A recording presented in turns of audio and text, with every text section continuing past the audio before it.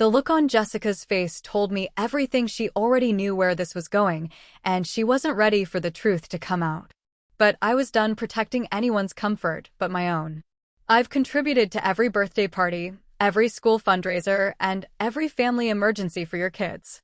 When your husband was out of work last year, who do you think paid for their Christmas presents? It wasn't Santa. Now I turned back to Mom, and my voice grew stronger with each word. And you? Mom? You want to call me a burden? I've been supporting you financially while listening to you tell everyone who would. Listen how disappointed you're in me. I've been covering your expenses while you praise Mark for his potential and Jessica for her noble career choice. Mom finally found her voice. Sophia, you're being dramatic. That's not how things are. No, Mom, I said firmly. That's exactly how things are. But here's what's going to change. I'm done apologizing for my success. I'm done trying to make myself smaller so you can feel bigger. I'm done being grateful for scraps of approval from people who should be celebrating my achievements. Jake squeezed my hand tighter, and I could see the pride in his eyes. That gave me the courage to continue.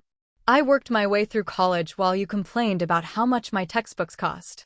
I built a career while you dismissed it as unimportant. I achieved financial stability while you predicted I would fail. And through all of that, I kept trying to win your approval by giving you my time, my energy, and my money. Aunt Susan tried to interject with something about family harmony, but I cut her off. Aunt Susan, you've spent this entire evening making passive-aggressive comments about my home, my choices, and my life. You want to talk about family harmony? Harmony doesn't require me to pretend your insults are compliments. The power dynamic in the room had completely shifted, and I could see them all struggling to adjust to this new version of me. The version that wouldn't accept mistreatment with a smile. What followed was the most honest conversation I had ever had with my family. Though calling it a conversation might be generous since it was mostly me setting boundaries while they tried various strategies to restore the previous dynamic. Mom's first approach was to try to minimize what she had said, suggesting that I was overreacting to what she claimed was just honest family feedback. I was just trying to help you be realistic about your situation, she said, but her voice lacked conviction. No, Mom, I replied calmly. Calling your daughter a burden in front of the entire family isn't helpful feedback. It's cruelty. And I'm done pretending it's anything else. Uncle Robert tried a different tactic, suggesting that families sometimes say things they don't mean when emotions run high. We're all family here, Sophia. Family forgives and moves forward. I looked at him steadily and said, You're absolutely right, Uncle Robert. Family should forgive and move forward. So I'm going to forgive all of you for years of treating me like I was somehow defective for achieving success on my own terms. But moving forward is going to look very different than moving backward. Jessica finally spoke up, her voice small and uncertain. Sophia, I think maybe we all got carried away tonight. You know we care about you. Do you, Jessica? I asked, not unkindly, but with genuine curiosity. Because caring looks different than what I experienced tonight. Caring looks like celebrating someone's achievements instead of minimizing them. Caring looks like defending your family member when they're being attacked, not sitting silently while it happens. The room fell quiet again, and I could see them processing this new reality, where I wouldn't accept mistreatment and call it love. Jake finally spoke, his voice controlled, but with an edge of anger I rarely heard from him. I've been sitting here all evening, watching people who are supposed to love Sophia systematically tear down everything she's accomplished. I've watched her try over and over to share good news and have it dismissed or turned into criticism. What I saw tonight wasn't family dinner. It was bullying. Mom turned on Jake with a flash of anger. You don't understand our family dynamics. We've always been honest with each other. There's a difference between honesty and cruelty, Jake replied steadily. And what happened here tonight was cruelty. I felt a surge of gratitude for Jake's support. But I also knew this was my battle to fight. Jake's right. And this isn't his fight. This is about me finally standing up for myself after years of accepting unacceptable treatment. I took a deep breath and delivered the boundaries I had been formulating in my mind. Here's how things are going to work going forward. I will no longer attend family gatherings where I'm expected to be a verbal punching bag for everyone else's insecurities. I will no longer provide financial support to family members who show me no respect. I will no longer apologize for my success or try to hide it to make others comfortable. The protests started immediately.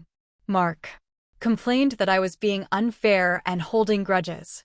Aunt Susan suggested I was letting pride get in the way of family relationships. Uncle Robert tried to convince me that I was making a mistake I would regret. But Mom's reaction was the most telling. Instead of apologizing or acknowledging the pain she had caused, she doubled down. Fine, Sophia. If that's how you want to be, then that's your choice. But don't come crying to us when your fancy life falls apart and you need your family. Her words confirmed everything I had suspected about her motivations. She wasn't just indifferent to my success. She was actively hoping for my failure because my achievements challenged the narrative she had built about me. I won't be coming to you if my life falls apart, Mom, I said quietly. But not because I'm proud or stubborn. Because I finally learned that real family builds you up instead of waiting for you to fall down. The evening ended with an awkward and uncomfortable departure. There were no hugs goodbye, no promises to call soon, no attempts to smooth things over with false pleasantries. They gathered their coats and purses with the kind of quiet efficiency people use when they're trying to escape an uncomfortable situation. After they left, Jake and I sat in my living room, surrounded by the remnants of what I had hoped would be a perfect family dinner. The turkey was barely touched, the expensive wine, mostly undrunk, the homemade desserts sitting abandoned on the counter. But instead of feeling devastated by the waste and the conflict, I felt something I hadn't experienced in years: peace. For the first time in my adult life, I had refused to accept mistreatment and call it love. Thanksgiving dinner were a mixture of relief, guilt, sadness, and ultimately, profound personal growth. The immediate aftermath was exactly what you might expect. My phone started ringing the next morning with various family members trying different approaches to restore the previous dynamic. Mark called first, slurring slightly, even though it was barely 10 in the morning, demanding to know why I was acting like such and threatening to tell everyone what a terrible person I was. Aunt Susan's approach was more subtle, but equally manipulative. She sent a long text message about how disappointed she was in my behavior, how I had embarrassed the whole family, and how my poor mother was just trying to help me become a better person. She suggested that I owe everyone an apology for my outburst and that mature adults know how to accept constructive criticism. Uncle Robert tried the business approach, calling to lecture me about burning bridges and damaging professional relationships. He reminded me that family connections could be important for career advancement and suggested that I was being short-sighted in my reaction to what he called a minor family disagreement. Jessica's response was perhaps the most painful because it came closest to what I had hoped for but still fell short. She called crying, saying she felt terrible about what had happened and that she wanted to fix things. But when I asked her directly if she thought Mom's comment about me being a burden was acceptable, she couldn't bring herself to say no. Instead, she kept trying to explain everyone's motivations and asking me to understand their perspectives. The most interesting response came from Mom herself. For the first week, she didn't contact me at all. Then I received a series of text messages that perfectly illustrated her mindset. The first message blamed me for ruining Thanksgiving and embarrassing her in front of the family. The second message accused me of being ungrateful for everything she had sacrificed for me over the years. The third message threatened to cut me out of her life if I didn't apologize and return to being the daughter she expected me to be. What she didn't understand was that her threats no longer had power over me. I had spent so many years afraid of losing her approval that I never recognized how little approval she was actually giving me. The threat of withdrawal from someone who was already emotionally unavailable wasn't the devastating blow she expected it to be. I didn't respond. to most of these contacts, which seemed to confuse everyone. They had expected me to either apologize and return to the previous dynamic or to engage in ongoing drama and conflict. My choice to simply step back and focus on my own life was apparently not a scenario they had considered. Jake was incredibly supportive during this time, but I could see that witnessing my family's behavior had been eye-opening for him in ways that were difficult to process. He had grown up with parents who celebrated his achievements, siblings who supported his goals, and extended family who genuinely enjoyed spending time together. The idea that family members would systematically undermine each other was foreign to his experience. "I keep trying to understand their motivations," he told me one evening as we walked through the park near my apartment. "But every explanation I come up with makes them look worse, not better." That conversation helped me realize something important. I had spent so many years trying to understand and excuse their behavior that I had never simply accepted it at face value. They treated me poorly because they chose to treat me poorly. They minimized my achievements because it served some psychological need in them. They expected me to accept mistreatment because I had always accepted it before. The turning point in my healing process came when I decided to start therapy with a counselor who specialized in family dynamics and childhood emotional trauma. I had resisted therapy for years because I thought it meant admitting there was something wrong with me. But I finally understood that therapy wasn't about fixing myself. It was about learning healthier ways to navigate relationships and set boundaries. Dr. Martinez helped me understand patterns that had been invisible to me before. She explained how families sometimes designate one member as the identified problem or scapegoat and how this role serves the psychological needs of other family members by giving them someone to blame for their own issues and insecurities. Through our sessions, I began to recognize how much energy I had been spending trying to manage other people's emotions and reactions. I had been so focused on earning approval and avoiding conflict that I had never asked myself what I actually wanted from these relationships. The work was difficult and sometimes painful, but it was also liberating. I started to understand that my worth as a person wasn't determined by my family's opinion of me. I began to recognize my own achievements and celebrate my own successes without needing external validation. About 6 weeks after Thanksgiving, something interesting happened at work. My supervisor mentioned that I seemed more confident and decisive in team meetings. My colleagues started asking my opinion more often.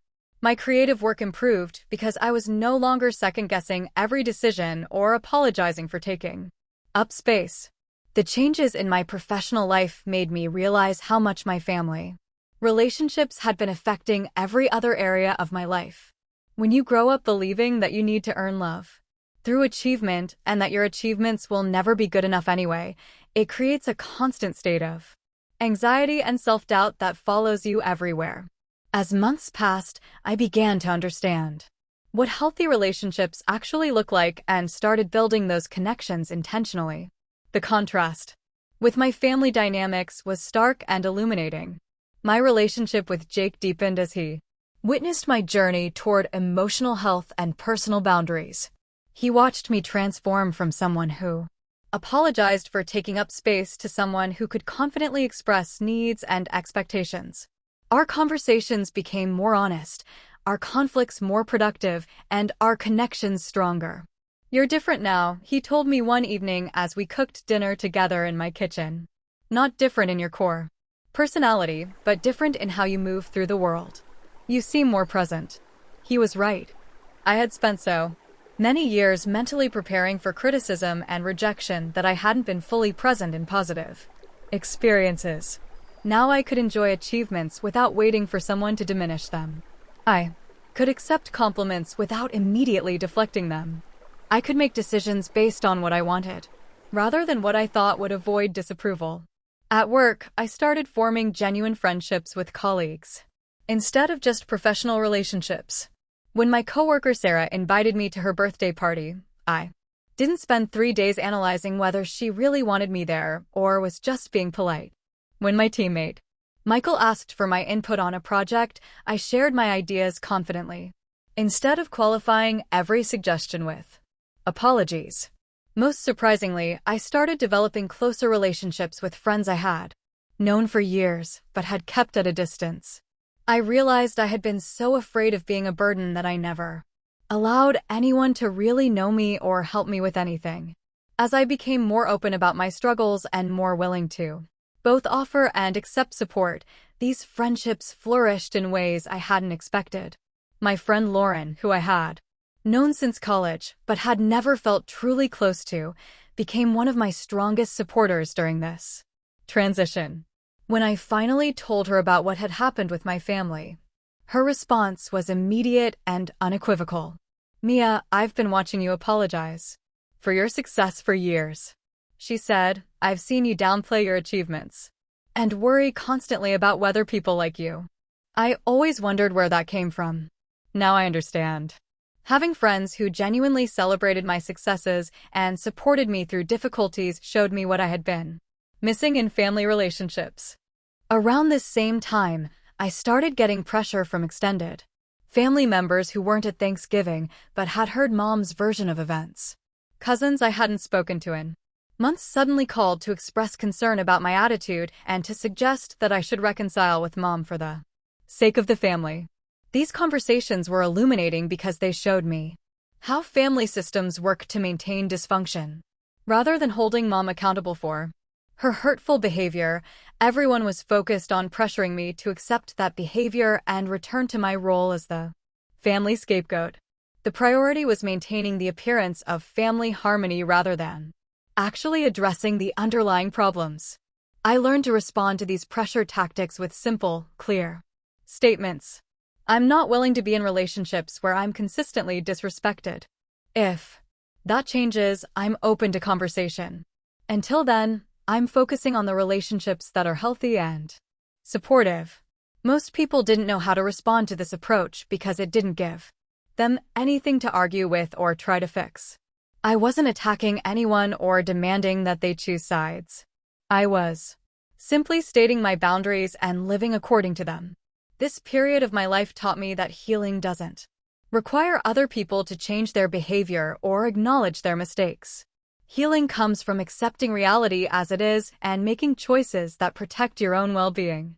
I couldn't make Mom love me differently, but I could choose not to subject myself to treatment that was harmful to my mental and emotional health.